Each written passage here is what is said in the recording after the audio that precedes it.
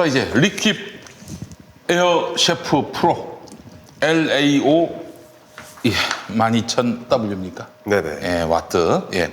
자, 기름 없이 내부에 공기를 데워서 조리하는 에어프라이어의 장점, 그리고 오븐의 대용량과 강력한 가열 기능을 합쳐서 어떤 식재료든 360도 바삭하고 담백하게 조리가 가능합니다. 네. 슬라이드 트레이, 통돌이, 회전식 바베큐, 회전식 꼬치 등 다양한 조리를 지원합니다. 어떤 고기든 가장 완벽한 구이를 가장 손쉽게 만듭니다. 12리터 대용량, 세상에. 어? 저 엄청 큰 거예요. 12리터. 대단한 여자분들 거죠. 아시죠? 에어프라이어 되게 작은 거 아시죠? 요만한 거. 네. 저 12리터면 엄청 대용량입니다. 예. 자, 그래서 풍성한 한상 차림도 뚝딱입니다. 거기에 5.5리터 대용량 바스켓이 특별 사은품으로 추가됩니다. 보시죠. 5.5리터 대용량 바스켓. 자, 그래서 손쉽게 에어프라이어 모드로 사용하실 수 있습니다. 식재료 고유의 유분과 그러니까 기름, 유분과 공기 순환으로 익혀주기 때문에 일반 기름으로 튀기는 것보다도 지방 함유가 현저히 낮아져서 맛은 좋아지는데 건강에는 또 좋아지는, 그렇잖아요. 맛이 좋아지면 건강은 나빠지는 이런 게 사실은 그동안 많이 봐왔던 건데요. 자, 그렇습니다. 너무나 좋은 리퀴 에어 셰프 프로, 네, 에어프라이어. 중요한 건 가격 아니겠어요? 가격이죠. 네. 김용민닷컴에서 가격 빼놓으면 이건 말할 게 없는 겁니다. 그렇죠. 인터넷 최저가는 16만 8,210원인데 김용민닷컴은 13만 9천 원. 아이고 세상에, 이거 얼마 싼 거예요? 네. 엄청 싸네요, 진짜. 3만 원 싼 거네. 네. 게다가 무상 보증 1년 지원됩니다. 정품이에요. AS가 되는 거죠. 그렇습니다. 자, 넉넉한 대용량의 에어프라이어 혹은 가성비 최고의 오븐을 필요로 했던 분들, 자, 지금 바로 김용민닷컴에서 리퀴 에어 셰프 프로를 압도적 최저가에 만나보시기 바라겠습니다. 그렇습니다. 그러니까 리퀴 에어 셰프 프로 이렇게 해서 검색하시면 만나실 수 있어요. 네. 자, 리퀴 에어 셰프 프로 여러분 많은 사랑 바라겠습니다. 예. 그러실 아 근데 에어프라이어 있으시죠? 전 집에 있죠. 예. 있어요? 다 있으시죠? 네, 집에 있어요. 이게 없으면 진짜 이건 꼭 사셔야 됩니다. 있어요? 저 있습니다. 어. 저 얼마 신세계죠? 전에 신세계입니다. 신세계야, 맞죠. 저 한 8, 9개월 전에 샀는데 네. 이게 집에서 뭐 튀김이나 이런 거 안주를 좋아하니까 안주 요리할 때 맞아요. 항상 후라이팬 앞에서 이렇게 기다려야 되잖아요. 네. 근데 에어프라이어는 딱 한 10분, 12분, 15분 놔두고 딴 일 할 수 있어요. 맞아요. 뭐 인터넷 나간 딴 거. 특히 남자 혼자 살 때 최고. 뭐가 최고인지 알죠? 만두. 만두. 만두가 군만두. 정말 군만두가 맛있어져요. 맞아요. 만두 진짜 잘 구워요. 만두가 제일 쉽고 돌리기도 치킨 편하고. 텐더. 치킨 텐더. 다 최고입니다. 치킨 남은 거. 네, 근데 이제 저는 이제 혼자 살아가지고 조그만 거 한 7.5리터? 요거보다 조그만 거 있잖아요. 맞아, 우리 집도 그거 한 작아요. 7, 8만 원짜리 쓰는데 근데 이게 좀 단점이 있더라고요. 좀 한 3, 4명 친구들 와가지고 안주하려고 하면 이게 작다 보니까 작죠. 예. 다시 빼가지고 중간에 한 5분 뒤에 뒤집어줘야 돌려야 돼요. 돼요. 돌려갖고 돌려야 뒤집어줘야 되는데 4인 가족 쓰시려면 저는 이 정도 딱 크기가 딱 적당합니다. 아, 그렇습니다. 예. 넉넉한 크기. 맞습니다. 자, 뭐 지금 있는 에어프라이어 다 갖다 버리시고 요새 구입해 주시기 바라겠습니다. 다 갖다 버리실 땐 저에게 버려주십시오. 자, 이제 새로 살 때가 됐어요. 이제. 아니 에어프라이어도 주기적으로 바꿔줘야 돼요. 그럼. 예. 아니, 예를 들어서 에어프라이어 샀는데 한 2달 지났다 폭발합니다. 폭발해요, 여러분. 리킵으로 바꾸셔야 됩니다. 예, 리킵 예. 에어 셰프 프로로 네. 당장 바꾸시기 바라겠습니다. 그렇습니다. 예. 이제 저 얘기합시다. 계엄령 문건. 네. 자, 이 계엄령 문건 이거는 오늘 또 임태훈 군인권센터 소장이 또 밝혔는데, 아니 지금 이게 말하자면은 쿠데타를 모의했고요. 쿠데타 아닙니까 이게 사실은? 네. 소름 끼치죠. 그렇게 해서 이 국민들을 향해서 총뿌리를 겨누겠다는, 아니 이런 놈들이 왜 아직도 감옥에도 안 들어가고 아무도 감옥에 안 들어가는 것 같아. 만약에 그 계엄문건 실행됐으면요, 김용민 PD님 제1번으로 아니야, 제일 먼저는 김어준이야. 아니 거기는 이제 특급 대우를 해가지고 국정원으로 김어준은 아마도 시신으로 발견됐을, 변사체로 발견됐을 아우. 거야. 안 봐도 비디오입니다. 근데 이게 지금 뭐 쿠데타라는 단어를 사용하셨는데 네.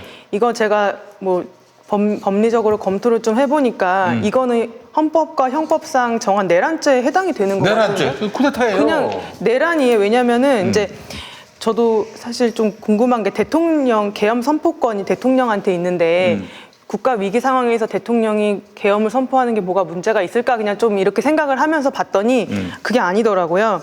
그러니까 일단은 헌법상 대통령에게 계엄 선포권이 있는 거는 맞아요. 그런데 헌법에 또 어떤 조항이 있냐면 대통령은 내란 또는 외환의 죄를 범한 경우를 제외하고는 임기 중 형사상의 소출을 받지 아니한다. 그러니까 대통령도 내란죄를 범할 수가 있는 건 거예요. 그렇지. 그리고 그게 바로 친위 쿠데타 아닙니까? 친일 쿠데타죠. 근데 네. 그게 그러니까 이제 대통령은 임기 중에 형사상의 소출을 받지 않지만 내란죄를 범한 경우에는 임기 중에 형사상의 소출을 받을 정도로 내란죄가 정말 중대하고 큰 범죄라는 거예요. 그리고 이제 형법을 저희가 배우는데 형법 총칙을 배운 다음에 형법 각칙을 배우거든요.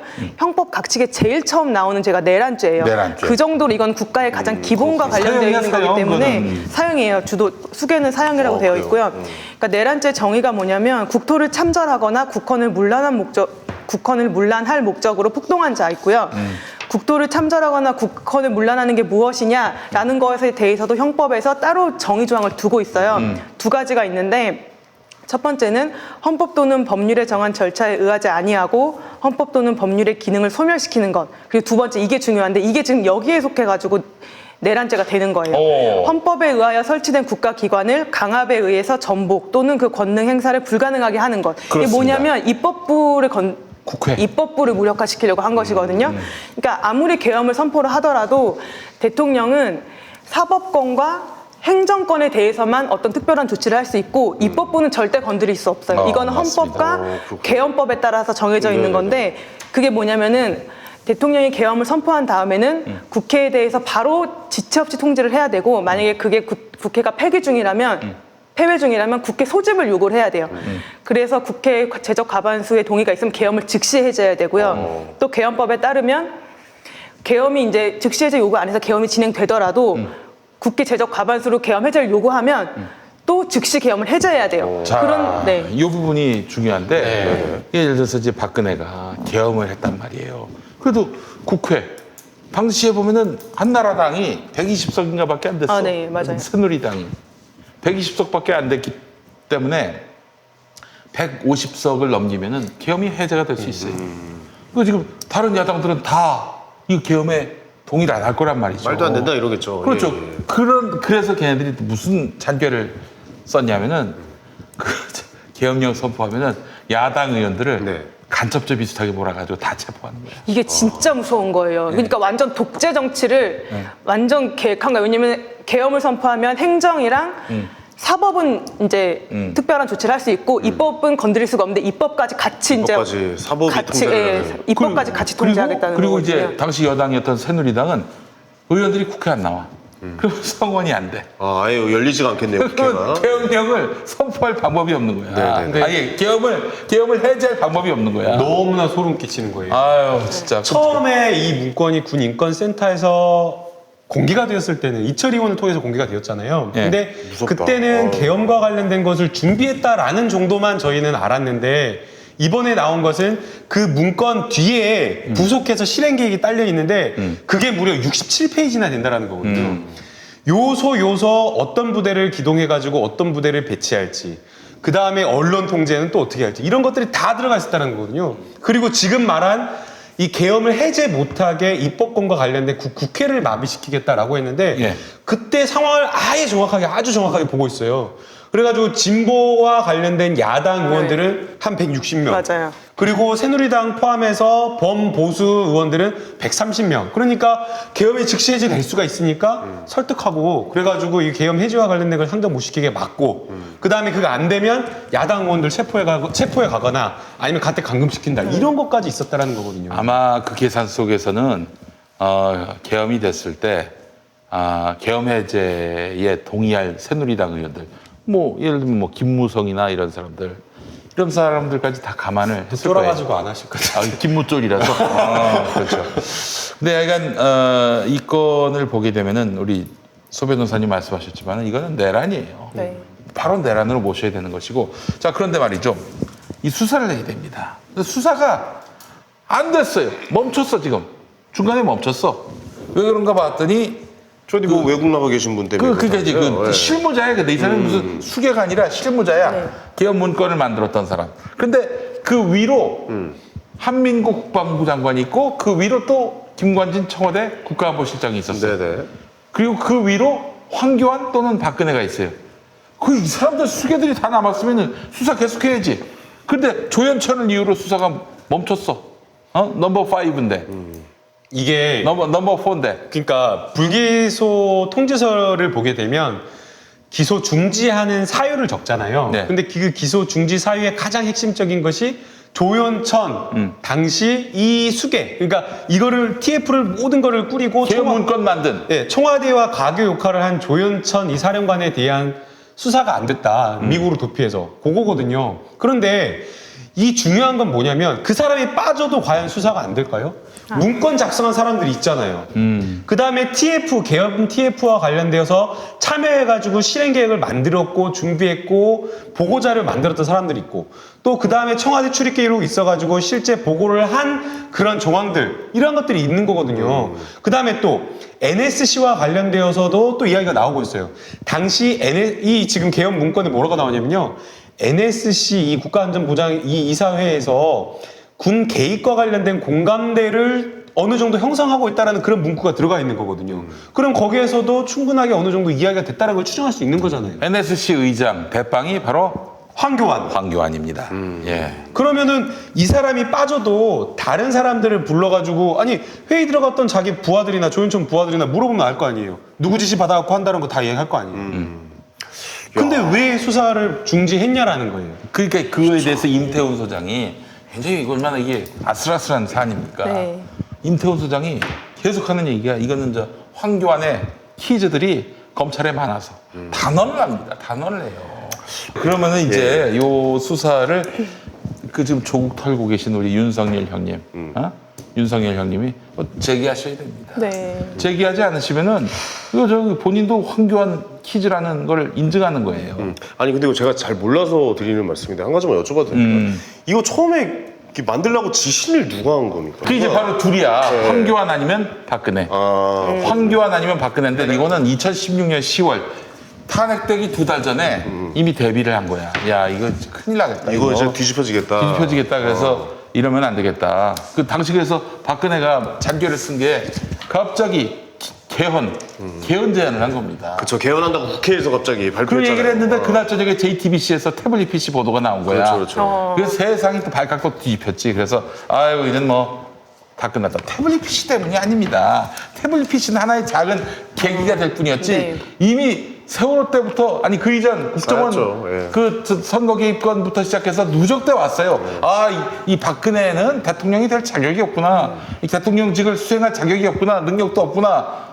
이런 판단이 국민들이 누적돼서 거기서 폭발한 거지. 그렇죠, 맞아요. 그러니까 이걸 안 거예요. 그래서 이거 큰일 나겠구나, 망하겠구나 해서 이거는 돌파구가 없구나. 그래서 생각을 했다. 김관진 국가안보실장이 그때 이제 계엄에 대해서 만약에 국회가 계엄을 해제하면 어떻게 되느냐 요 아이디어를 내오라고 이미 그때 2016년 10월부터 얘기가 됐고 2016년 11월에 추미애 더불어민주당 대표가 그때 박근혜 정권이 지금 계엄령 선포를 준비하고 있다 이렇게 해서 바람을 빼놨잖아요. 근데 그거 안 했으면 큰일 날 뻔했어. 근데 그때 사람들은 추미애 대표가 너무 나아간다. 좀 그런 말 하면은 역풍 분다라고 하면서 개헌까지 하겠어? 그런 맞아요. 이야기였어요. 그래서 오히려 또 추미애 대표를 우리 지금 여권 진영에서는 야 그런 이야기는 무리한 발언 하면 안 된다는 이야기 썼는데 지금은 진짜 그 이야기가 구체적이더라고요. 네. 너무 소름 끼치고요. 근데 어떻게 이 수사를 그대로 덮을 수 있냐라는 거예요. 너무나 그러니까요. 소름 끼치는 이야기인데 사문서 위조와 관련돼서는 그렇게 온갖 이잡듯이 뒤지면서 그러니까요. 이 개헌과 관련된 문건 어떻게 이렇게 놔두십니까? 여기에 특수부 4개가 달려들어야 되는 거예요. 맞습니다. 진짜로. 네,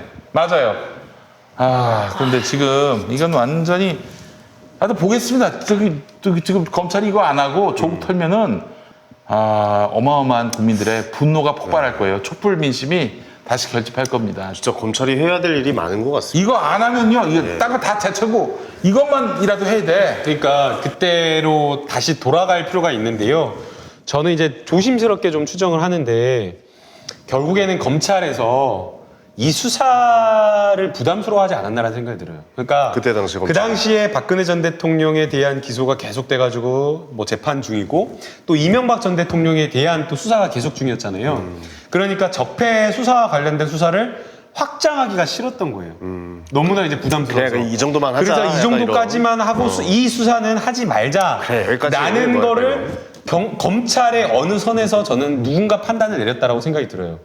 그러면은 수사를 해야 될 게 있는데도 불구하고 수사를 적당히 무마해버리거나 덮어버린 거거든요. 그러면은 지금 밝혀야 될 것은 누가 이것을 그런 결정을 했냐라는 거거든요. 만약 그런 결정을 했다라고 한다면 누군가. 왜 그런 의심을 하냐면 구체적인 수사해야 될 내용이 있는데도 불구하고 수사를 하지 않았다라는 거. 그 다음에 불기소 이유서가 있다라고 하면 불기소 이유서가 누가 보더라도 납득이 가야 되잖아요. 그런데도 불구하고 조현천 이 사령관이 미국의 소재 불명이라는 이유만으로 하지 않았다라는 거. 그리고 석연치 않은 다른 사람들의 진술을 너무 그냥 신빙하고 믿어가지고 그 말이 맞다라고 하고 다른 수사로 나아가지 않은 이러한 것들을 비춰보면 저는 정치적 어떤 사유에 의해서 이 수사 자체를 부담스러워서 더 이상 나가지 않은 것 아니냐라는 그런 생각이 듭니다. 이건 제 개인적인 의견입니다. 네네네. 네. 개인적인 의견 잘 들었습니다. 네. 아, 그러면 외국에 있는 그분 부르면 인터폴 공조나 이런 거 통해서 못 잡는 겁니까? 일단은 여권 무효한 걸로 알고 있어요. 예. 소재가 불분명한 거예요? 어떻게 되는 거예요? 여권 무효하면 이제 할 수 없어. 그래서 내가 지난번 어떤 방송에서 그 조현천한테 개쌍욕을 했습니다. 그리고 야 고소하고 싶지? 들어와서 고소해. 들어와서. 그렇게 얘기한 기억이 나. 명예훼손. 국제적으로 네. 근데 공조가 이루어져야 될 것 같긴 근데 한데요. 죄송하지만 고소는 들어와서 안 해도 됩니다. 아 그래? 네. 아, 해외에서도 돼요? 해외에서 변호인만 선임해가지고 할 수 있습니다. 아, 그렇구나. 아, 이거 지우라고. 아 정말 엄청난 쌍욕이었거든. 조심하세요. 이게 해외에 있는 나가 있는 범죄자들을 잡으려면 인터폴의 협조가 필요하거든요. 그러니까요. 근데 이제 인터폴에서 협조를 모든 범죄에 대해서 협조를 하는 게 아니라 이 중대 범죄와 관련된 범죄에 대해서만 협조를 하거든요. 그래서 뭐 살인, 뭐 강도, 강간 아니면은 뭐 중형 이상이 선고될 만한 뭐 사기. 그 차원이 아니라 내란이라니까. 근데 이제 내란을 내란이야, 인터폴에서 내란. 어떻게 보냐면 이런 거를 정치적 어떤 사건으로 네. 해석을 해요. 아, 그럴 수 있겠네. 근데 이게 왜 정치적 사건이에요? 내란인데. 아니 국가의 체제를 무너뜨리려고 하는. 그러니까요. 정치적 근데 사건이라 이해는 가. 아니죠. 인터폴의 그 근데 정치적 사건이라고 하는 포지션이. 것은 예. 탄압. 그러니까 정치적 탄압에 의해서 망명한 사람들에 대해서는 수사를 하지 않는 건 이해되거든요. 근데 이거는 정치 탄압이 아니라 내란과 관련된 예비 음모에 준하는 그런 범죄를 저지른 거잖아요. 그러면 이거는 헌법적인 거를 훼손하려고 한 사람이니까 인터폴에서 좀 협조를 어떻게 해. 살인 미수를 안 될까? 아니 그 군대 동원해서 사람 죽이려고 했잖아. 죽이려고 살인 하기 미수. 전에. 야, 그거 신박한 논리인데 아주 좋습니다. 아니 그러니까 이거 돌려가기죠? 약간. 아니 돌려가기가 아니라 방법을 저는 찾아야 된다라는 거예요. 네. 왜냐하면 설득해야 된다라는 거거든요. 맞아요. 그거는 우리 국가기관이 뭐 외교부라든가 검찰이라든가 법무부라든가 충분하게 설득을 하면 경찰에서 논리를 만든다면 충분히 이해하고 협조를 네. 구할 수 그렇죠. 있어요. 예. 근데 왜 하지 않느냐라는 거죠. 그래서 지금 미시 UAA USA. 미시 USA 거기 어머니들이랑 거기 계신 분들이 막 이렇게 나서서 탐정처럼 활동을 한다는데 그거 좀 황당한 일이잖아요. 이거 잡으려면요 잡을 수 있는 것 같은데 잡으려는 의지가 아직 안 보인다. 혹시 형님 500만 원 있으세요? 아 그만해. 아, 얘는 나를 이렇게 욕하려고 형님 그래요. 500만 원이 그렇게 아까우세요? 아니 왜 나를 욕? 그렇게 500만 원 아까우세요? 오케이. 그러면은 저기 조현천 그 제보에서 체포를 하면요 저희가 착한 무항생제 훈제요리 선물로 드리겠습니다. 훈제요리 20팩! 20팩 선물로 하겠습니다. 20팩 너무 좋다. 200팩! 너무 저 별론가? 댓글로 하네요. 자, 네. 리킵 에어프라이어를 선물로 드리겠습니다. 조현천 잡아주시면 저희가 그렇습니다. 리킵 에어프라이어 선물로 보내드립니다. 약속하시는 거죠? 예, 그렇습니다. 이걸 바로 법률적으로 현상 광고라고 합니다.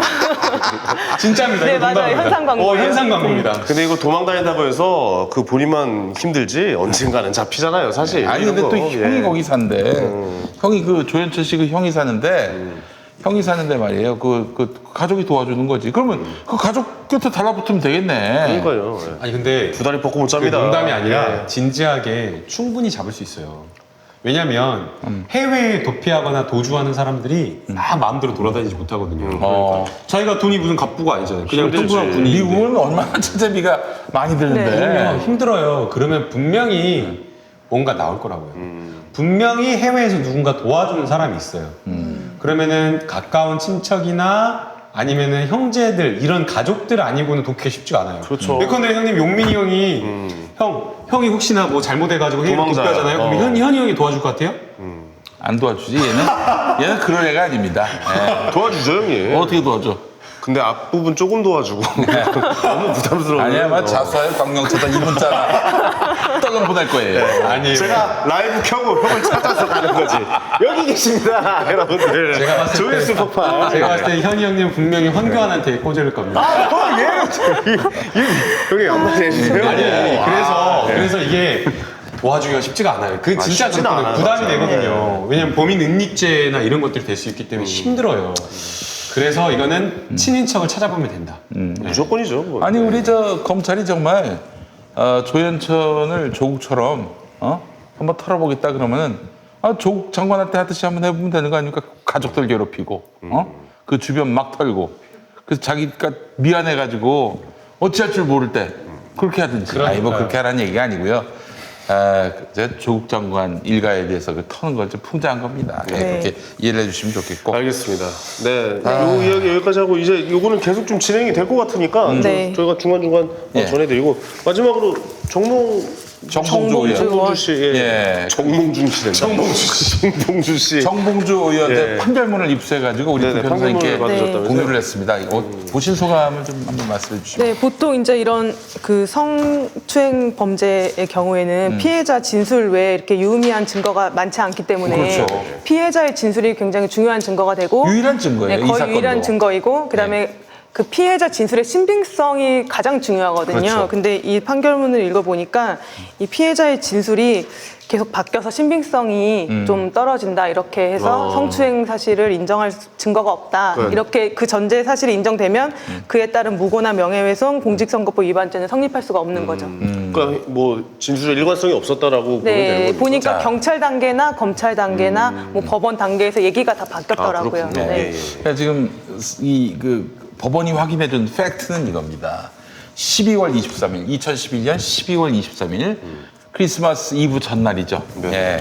그 날에 오후 6시 때에 정봉주 전 의원과 피해자라고 자기를 이제 이야기했던 사람, 여성이죠.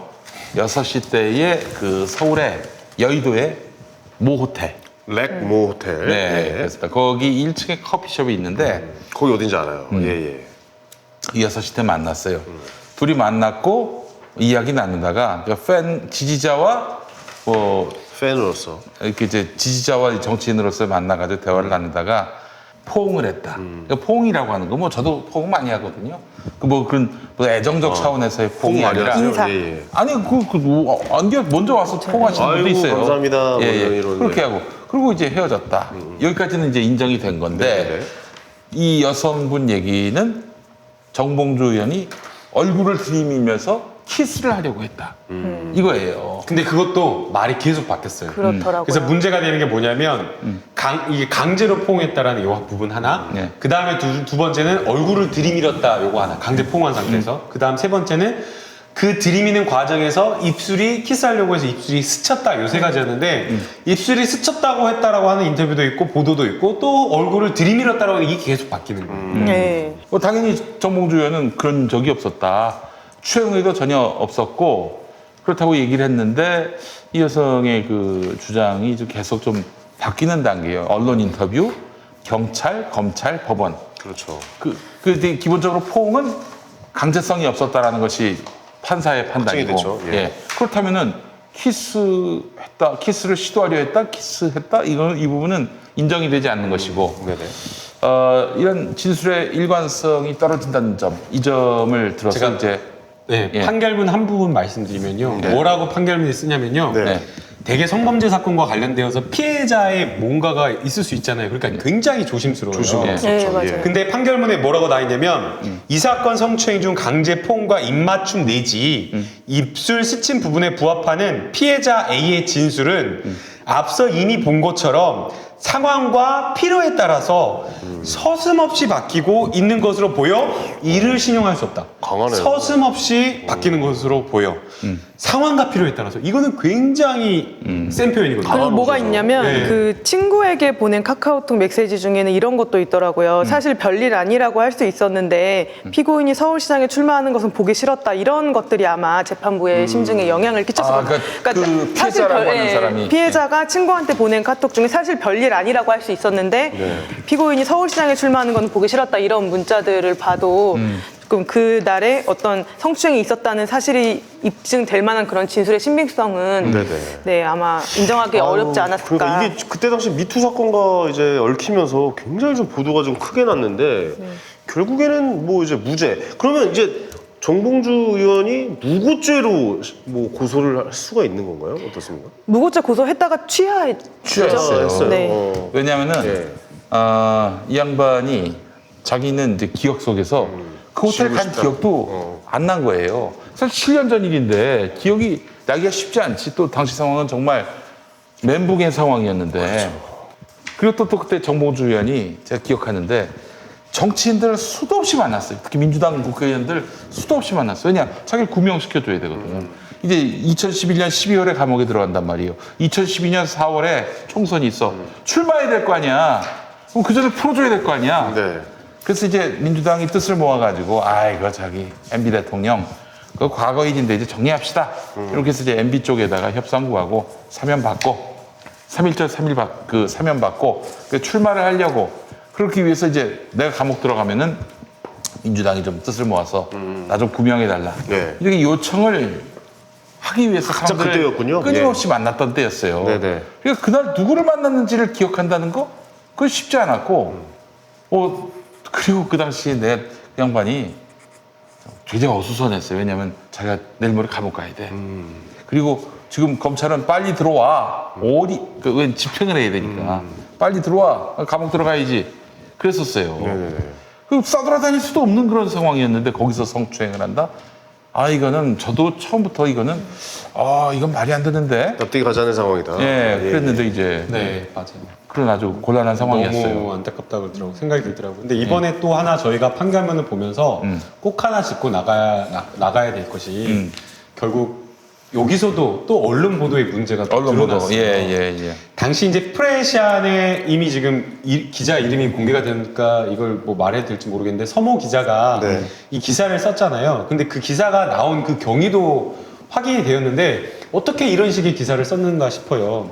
뭐라고 되냐면요. 서울의 기자가 2018년 3월 6일경 기사를 송고하기 바로 전날 6시경에 피해자 A를 만나갖고 인터뷰를 했다라는 거예요. 2시간 정도 인터뷰만 거치고 피고인의 성추행을 고발하는 기사 초고를 썼다라는 거예요. 네. 그리고 갑자기 이 기사 초고를 작성한 같은 날 밤 11시에 정봉주 의원님에게 전화를 걸어요.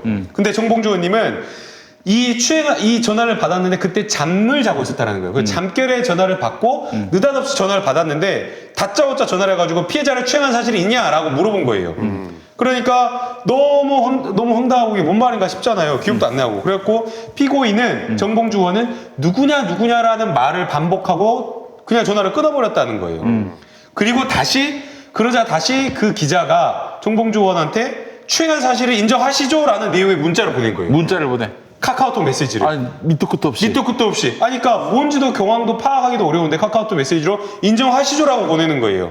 그리고 이제 또 답이 없자 그 다음날 8시 55분경에 피해자 A를 통해서 추행한 사실을 사과할 의향은 없느냐라는 내용의 카카오톡 메시지를 보낸 다음에 바로 다음날 오전 9시 32분경 그러니까 8시 55분에 보내고 한 30분만 지나가지고 바로 기사를 송고해버린 거예요. 그때 이미 전날에 기사가 나오기도 전에 정봉주 미투 걸렸다 소문이 파다했어요. 그랬었어요. 그러니까 이거는 정봉주 의원한테 최소한 확인하고 반론할 기회도 주지 않고 다 정해놓고 해버린 거 아니에요? 그러니까 이게 얘네들은 이제 그 답정 넣은 거야. 답정 넣은 거야. 그러니까. 그러니까 이제 자기들이 기사를 썼는데 거죠. 예. 정봉주 보고 당신 사과해 이런 거란 말이지. 그러면은 뭐 예를 들면은 그 조금이라도 인정한 듯한 뉘앙스의 발언을 하면은 정봉주도 인정했다. 이렇게 이제 기사를 내려고 했던 거야. 그러니까요. 내 느낌은 그래요. 근데 또 이 기사가 얼마나 그때 잘못되었느냐 뭐냐면요. 기사를 쓰는 사람은 인터뷰하고 어떤 관계인 게 맞아요? 객관적인 관계를 유지하는 게 맞잖아요. 그렇죠. 예. 두 사람이 친구 관계라는 거예요. 근데 마치 모르는 사람인 것처럼 객관성을 유지하는 것처럼 기사를 썼고요. 그래서 여기 판결문에 뭐라고 돼 있냐면 프레시아는 객관적으로 확인되지 않는 피해자 A의 진술을 포함시켜서 피고인의 성추행 의혹을 보도하였다라고 이렇게 써요. 그 다음 또 문제가 뭐냐면 그 기사 보도 내용에 뭐라고 썼냐면요. 1차 기사가 굉장히 악의적이었던 게 뭐냐면 굉장히 불분명하거나 독자를 오해할 만한 전 표현을 썼다고 생각이 들어요. 뭐라고 썼냐면 그때 호텔로 불러내 끈적끈적이는 느낌으로 집요하게 더러운 것 파렴치한 사람 등의 표현을 쓴 거예요. 정봉주에 대해서. 네, 그 기사에.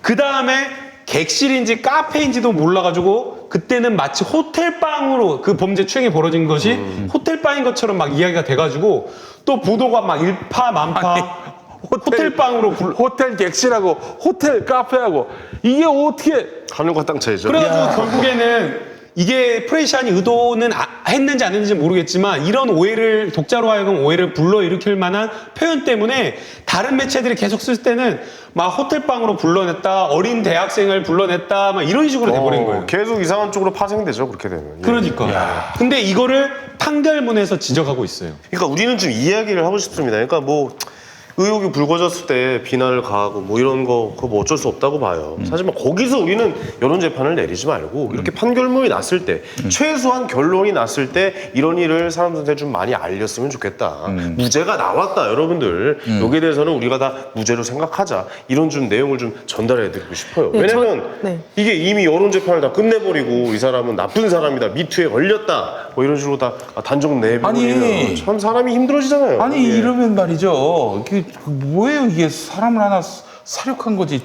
맞습니다. 조국을 검찰이 죽이듯이 프레시안이 정봉주라는 사람 죽였어요. 지금도 사과는커녕 뭐 이런 얘기까지 합니다.